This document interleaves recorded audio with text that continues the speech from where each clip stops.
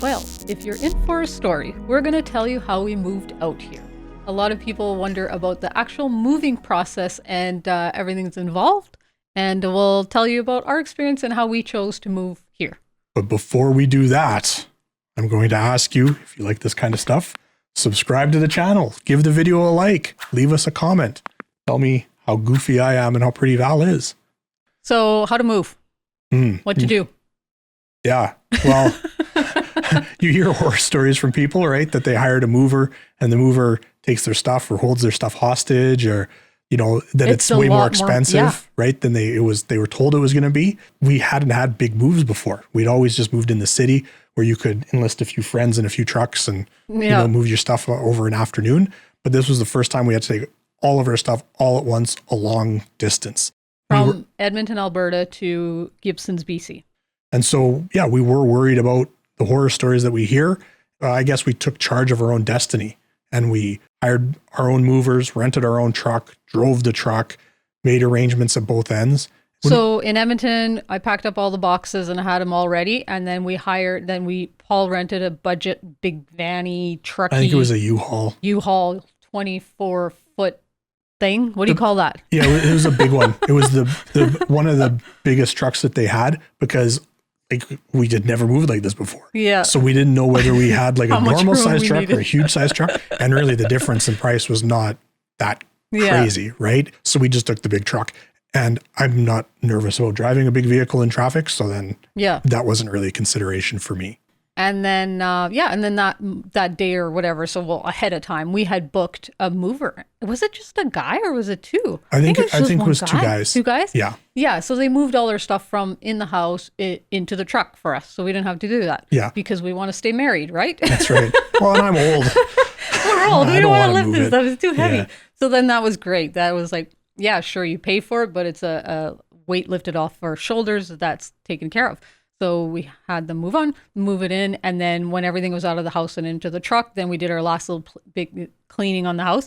And we left that afternoon, right? Yeah. Like, we were, again, like you hear horror stories, right? We were so excited. You hear horror stories. And one of the things you hear is that when the truck stops for the night, somebody steals it. So then we thought, well, we didn't really want to leave the truck sit outside the house all night. We didn't have any place. It was so big. There was no place really for us that was secure that we knew we could put it. And so we thought, okay, well, let's just drive. And then we'll just drive as far as we drive. And then we'll stop and we'll, you know, sleep at a gas station or on the side of the road or something like that and just get up and keep going and be in Gibsons the next day. Yeah. So it's about a 14-hour trip. And so Paul drove the truck and I drove our car and my mom came along to help because it was fun and exciting and she wanted to be part of it and she was very helpful. So yeah. And then whatever, I think mom maybe got in the truck with you for a little bit and yeah, so we drove until... We left in the afternoon, and then we just said we were going to drive until we were too tired to drive. Yeah. We drove to Valemont, and by Valemont, it was dark, and we stopped and, you know, had a bathroom break and had a drink and got some snacks and that kind of thing, and we were still too wired to stop. We're like, okay, well, let's just keep going. Yeah.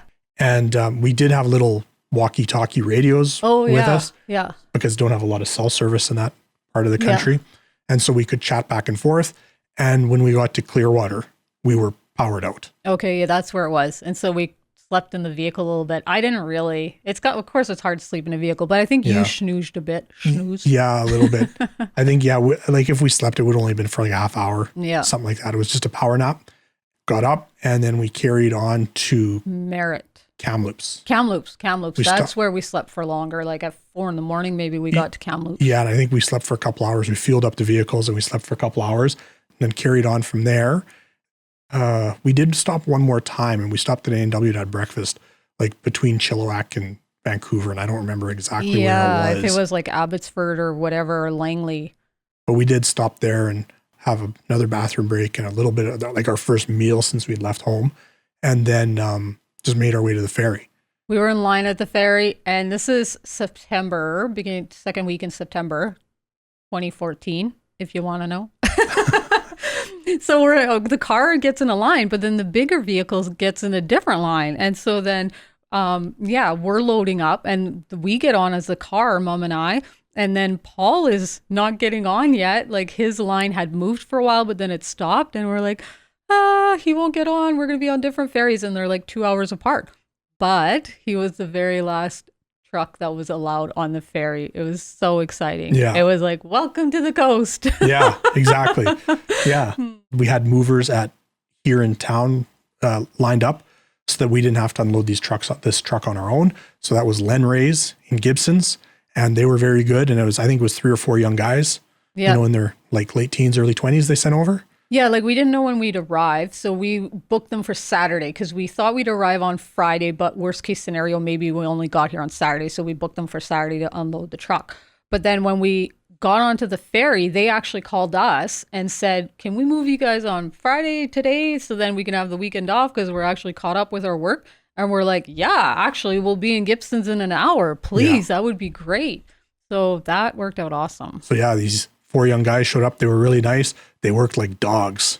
Man, they're strong. They didn't stop. It was fairly warm out, and we were like, do you guys want to stop and have a drink or something? No. They just wanted to work and get done. So they did. They were super nice guys, got it all done.